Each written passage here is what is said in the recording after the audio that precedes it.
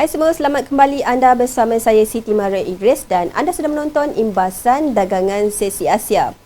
Pasaran saham di Australia dan New Zealand berjaya mendapatkan semula kerugian awal mereka, manakala pasaran saham Jepun merosot berikutan laporan pendapatan yang suram. Selepas laporan NFR yang kukuh diterbitkan pada Jumaat lalu, para pedagang tertumpu pada kenyataan terbaru daripada Jerome Powell. Beliau menegaskan bahawa pihak pengawasannya boleh melakukan lebih banyak kenaikan kadar jika pasaran buruh kekal kukuh. Beliau mengakui bahawa proses diinflasi telah pun bermula. Powell juga berkata bahawa tahun 2023 sepatutnya menjadi tahun penurunan ketara dalam inflasi. Walaupun ucapan Powell hampir sama dengan ucapannya selepas mesyuarat Fed minggu lalu, sentimen risiko bertambah baik. Nampaknya pelabur telah mendapat beberapa petunjuk positif daripada Powell. Terdapat kemungkinan para pedagang menganggap kelembapan dalam pengetatan monetary sebagai isyarat dovish. Tekanan bearish dalam pasaran saham semakin berkurangan walaupun pada hakikatnya inflasi masih jauh daripada sasaran 2%.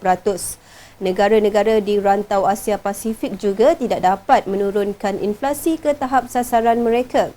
Selain itu, Fed juga tidak pasti tentang rancangan masa hadapannya. Sebelum membuat keputusan kadar, ia turut mengambil kira data yang akan datang. Oleh itu, segalanya boleh berubah. Selera risiko semakin meningkat apabila pelabur kini meletakkan harapan mereka pada kenaikan kadar yang kurang agresif. Walau bagaimanapun, sesetengah pedagang tetap berhati-hati menunggu ucapan selanjutnya dari penggubal dasar Fed yang lain iaitu John Williams, Michael Barr dan Christopher Waller. Kesemua pembuat dasar itu akan menyampaikan ucapan mereka hari ini. Terdapat kemungkinan lonjakan dalam turun naik kerana pedagang cuba mencari lebih banyak petunjuk tentang pelonggaran monetary.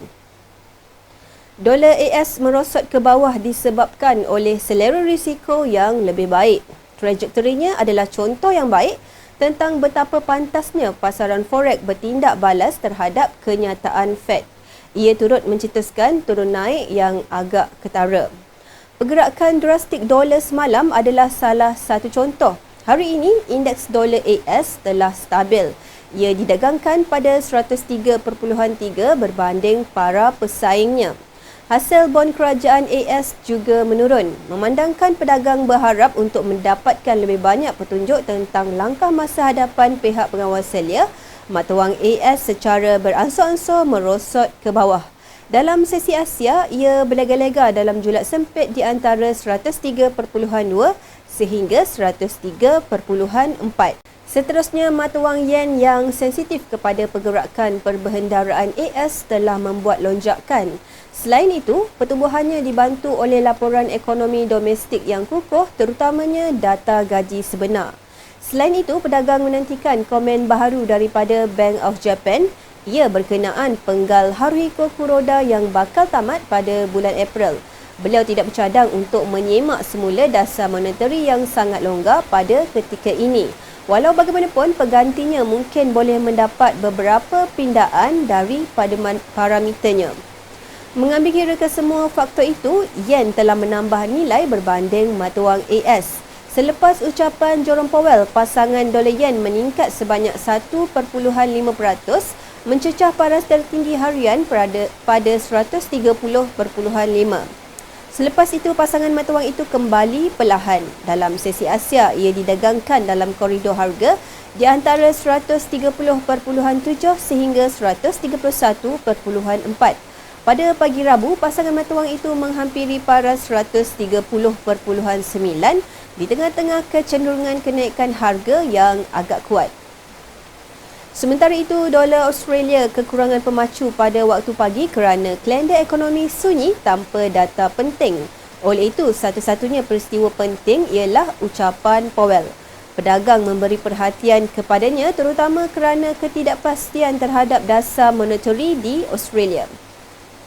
Semalam RBA menaikkan kadar faedah buat kali ke-9 berturut-turut.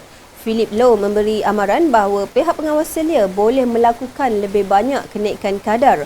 Komen beliau menjejaskan harapan untuk pembalikan dasar. Bagaimanapun, Bendahari Australia Jim Chalmers berkata hari ini bahawa kerajaan tidak menjangkakan kemelesetan. Penolong Bendahari Stephen Jones menegaskan bahawa inflasi telah memuncak dan ia mula pulih. Oleh itu, kami berharap pada kali ini, jika ia bukan kali terakhir, maka ia telah menghampiri yang terakhir bagi kenaikan kadar faedah. Apa yang menarik, para pedagang bull telah menganggap kenyataan itu sebagai hawkish. Ia menjadi penyebab mereka masih belum bersedia untuk berputus asa. Dolar Aussie melonjak ke paras penting dari segi psikologi pada 0.7000 di tengah-tengah kelemahan dolar AS. Walau bagaimanapun, kemudiannya pasangan AUD-USD merosot sedikit kepada 0.6982. Dolar Aussie membuat percubaan baru untuk berkembang. Dalam sesi Asia, ia cuba pulih ke julat di antara 0.6948 sehingga 0.6992. Tahap rintangan terdekat terletak pada 0.7000 dan 0.7045. Walaupun sentimen berisiko, Kiwi gagal mempamerkan kenaikan yang memberangsangkan. Ia meluncur ke saluran yang sempit didagangkan pada 0.6343 dengan kecenderungan kenaikan harga dalam sesi Asia.